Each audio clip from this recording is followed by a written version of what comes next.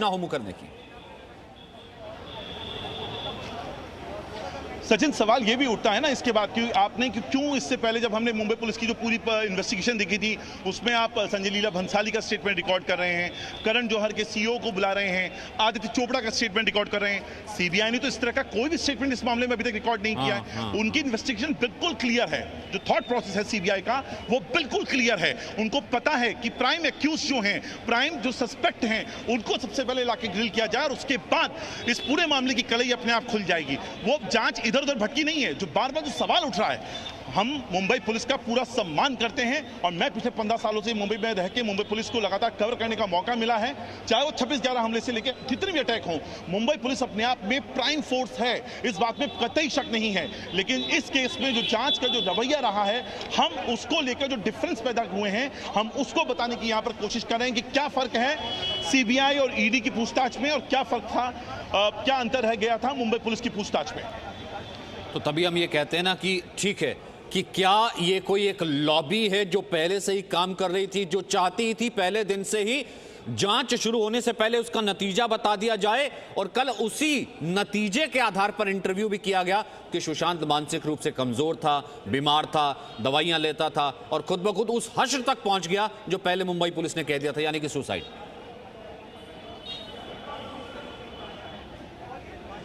बिल्कुल सचिन, लगातार जिस तरह की जो थ्योरियां हमने कई सारी थ्योरीज को यहां पर आते हुए देखा है। बाइपोलर थ्योरी, ये शब्द अक्सर अमूमन आम भारतीय नहीं सुनते होंगे क्योंकि एक टेक्निकल टर्म होती है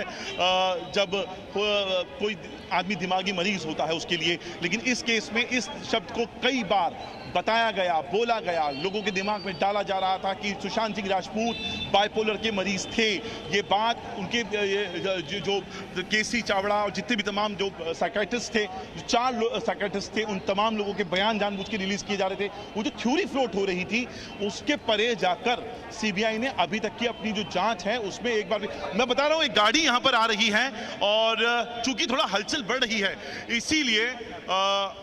हम यहाँ पर आपको सिर्फ एक एक्टिविटी दिखाने की कोशिश करेंगे। लेकिन अभी शायद थोड़ा टाइम और लगेगा कि सुबह का टाइम होता है, सुबह के टाइम पर मुंबई में पीक आवर्स होते हैं, तब यहाँ पर अमूमन जो टाइम लगता है ट्रैवल का उससे ज़्यादा टाइम लगता है। तो वो टाइम जो लग रहा है अभी आने में वही है। लेकिन फिलहाल जो मैं आपसे बात कर रहा था, जो थ्योरीज यहाँ पे फ्लोट की गई, उन थ्योरीज के अलावा इतर जाकर सीबीआई की जो जाँच है वो बेहद स्पेसिफिक रही है क्योंकि उनके पास ऑलरेडी ईडी में जिस तरह के स्टेटमेंट इन चारों लोगों ने, चारों पांचों लोगों ने दिए, चाहे वो शौविक हो, चाहे वो रिया चक्रवर्ती हो, चाहे वो सिद्धार्थ पिठानी हो, चाहे वो नीरज हो, चाहे वो सैमुअल मिरांडा हो, क्योंकि इनसे वहां पर घंटों घंटों पूछताछ की गई, इनके मोबाइल जब्त किए गए, मोबाइल का फॉरेंसिक डेटा निकाला गया, क्योंकि इसके तहत जितने मैसेज जिस प्लेटफॉर्म से किए गए थे उनको डिलीट किया गया था, उन सबको रिट्रीव किया गया है। और उसके बाद जो सीबीआई को बाकायदा इसके बारे में अवगत कराया गया है। सीबीआई के पास जब सीबीआई क्वेश्चनिंग करने बैठेगी तो उनके पास पूरा पुलिंदा होगा, वो इधर उधर की थ्योरी में नहीं जाने वाली है, वो बिल्कुल बुल्स आई यहां पर टच करने वाली है।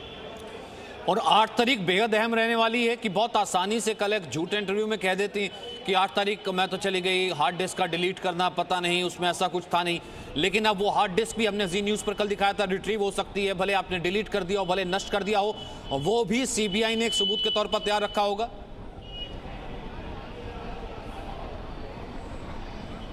जाहिर तौर पर जो 8 हार्ड डिस्क की बात यहाँ पर की जा रही है कि आईटी प्रोफेशनल को बुलाकर वहाँ पर सबकी मौजूदगी में उनको थ्रैश कर दिया गया, तोड़ दिया गया, तो वो भी एक जांच का बहुत बड़ा इशू है। और जाहिर तौर पर सीबीआई उनको कोशिश करेगी अगर उसके कुछ पार्टिकल्स उनको मिलते हैं तो उनको भी रिट्राइव किया जा सके। लेकिन उसके लिए ज़रूरी होगा कि उसका कुछ ना कुछ हिस्सा ज़रूर उनके पास हो, उसको बिल्कुल ही फेंक न दिया गया हो। तो दूसरी बात जो है, सीबीआई की जो जांच है अब यहाँ से और ज़्यादा इंटेंसिफाई होने वाली है, क्योंकि अभी थोड़ी ही देर के बाद जब रिया आएंगे तो रिया के अलावा अंदाज़ा ये भी लगाया जा रहा है नीरज और केशव और दीपेश सावंत को भी यहाँ पर बुलाया जा सकता है। इसके अलावा रिया के साथ के अलावा, क्योंकि कल हमने देखा था शौविक चक्रवर्ती से तकरीबन 13 घंटे पूछताछ हुई है और उसके बाद वेरी नेक्स्ट डे यानी आज जिस तरह से रिया चक्रवर्ती को बुलाया गया है, तो सीबीआई कहीं ना कहीं कंस्ट्रक्टिव प्रूफ अपने साथ अब लेकर बैठी है। इसीलिए जांच के बाद अब इतने टाइम के बाद अब यहां पर जो सीबीआई है उसने आज रिया चक्रवर्ती को बुलाया है। ठीक है अंकुर, मैं एक सेकंड आपको रुकूंगा क्योंकि सीबीआई ने रिया चक्रवर्ती के बैंक अकाउंट्स की डिटेल निकलवाई है। दिल्ली के लोधी रोड बैंक से अकाउंट की डिटेल्स निकलवाई गई है। दिल्ली के लोधी रोड बैंक में ही रिया का खाता है, रिया का अकाउंट मौजूद है और सीबीआई ने रिया चक्रवर्ती के अकाउंट डिटेल्स निकलवाई है ताकि सीबीआई इंश्योर कर लेना चाहती है कि एक एक अकाउंट की डिटेल उसके पास हो। राकेश त्रिवेदी हमारे साथ मौजूद है और डिटेल के साथ। राकेश जी सचिन, देखिए अभी ये जानकारी मिल गई कि ईडी की जो टीम है, माफ कीजिएगा जो सीबीआई की टीम है, उसने कुछ लंबी एक लिस्ट बना ली है और ये जो पूछताछ है तकरीबन 8 घंटे से ज्यादा जो लंबी चल सकती है। कई सारे जो अहम सवाल हैं जिसका जवाब इसने किसी इंटरव्यू में नहीं दिया है, वो जवाब जो है आज जांच एजेंसी के सामने देना पड़ेगा। ये कोई स्क्रिप्टेड इंटरव्यू नहीं होगा बल्कि ये जांच से जुड़े हुए सवाल होंगे। खास तौर से पहली जो मुलाकात थी सुशांत सिंह राजपूत से, वहां से लेकर के उनके पर्सनल रिलेशनशिप, उनके परिवार के साथ उनके संबंध कैसे थे, यहां से जो उनकी कहानी है वो शुरू होगी। उसके बाद जब वो दिसंबर में इस नए घर में माउंट ब्लैंक बिल्डिंग में वो साथ में शिफ्ट होने के लिए आए, लिव इन रिलेशनशिप में रहने आए, तब से लेकर के 8 जून तक उनके संबंधों में क्या उतार चढ़ाव हुआ है, पल पल की जानकारी, कई सारे सवाल सीबीआई जो है वो जानना चाहिए। उसके बाद 8 जून आखिर इस तारीख के पीछे क्या रहस्य छुपा है ये बताना पड़ेगा। किसी पत्रकार के सवालों के जवाब को शायद रिया चक्रवर्ती डक कर जाएं, उसका जवाब ना दें, स्मार्ट तरीके से मूव हो जाएं, लेकिन जब सीबीआई ये सवाल पूछेगी तो उसका जवाब निश्चित तौर पे देना पड़ेगा, वरना उसकी मुश्किलें और बढ़ सकती हैं। इसके साथ ही साथ 8 जून से लेकर के 13 जून तक कहां पर थी, किन लोगों से बातचीत हुई, उनके फाइनेंशियल रिलेशनशिप कैसे थे, ड्रग्स को लेकर के जो खुलासे सामने आए, ये ऐसे तमाम सवाल हैं जिनका जवाब रिया चक्रवर्ती को देना पड़ेगा। और कहीं ना कहीं सचिन देखिए, अब ये टाइमिंग जो थी इस इंटरव्यू की वो भी अब जो साफ हो चुकी है कि आखिर आज पूछताछ होनी थी, यानी इससे पहले उन्हें कल ही सीबीआई का समन मिल चुका था, क्योंकि खुद शौविक चक्रवर्ती जो है वो समन मिलने के बाद ही सीबीआई के पास पहुंचे थे पूछताछ के लिए। और खुद रिया चक्रवर्ती जानती हैं कि जब वो सीबीआई के पास जाएंगी कई घंटों तक उनसे पूछताछ हो सकती है, एक दिन नहीं बल्कि पूछताछ 2 या 3 दिन तक भी आगे बार बार उनसे हो सकती है। उसके बाद अगर उनके ऊपर कोई बड़ी मुसीबत आन पड़ती है, कहीं पर गिरफ्तारी की अगर तलवार लटकती है, तो वो जो अपनी ये जो कहानी है वो किसी के सामने नहीं रख पाएगी। और इसीलिए उन्होंने एक सिलेक्टेड चैनल को सिलेक्टेड अंदाज में ये इंटरव्यू के लिए चुना। कहीं ना कहीं ऐसा जानकार बता गए, इस मामले से जुड़े हुए लोग बता गए। फिलहाल आज सीबीआई के सामने जो है कई सारे सवाल, और निश्चित तौर पे हमारी जो मुहिम है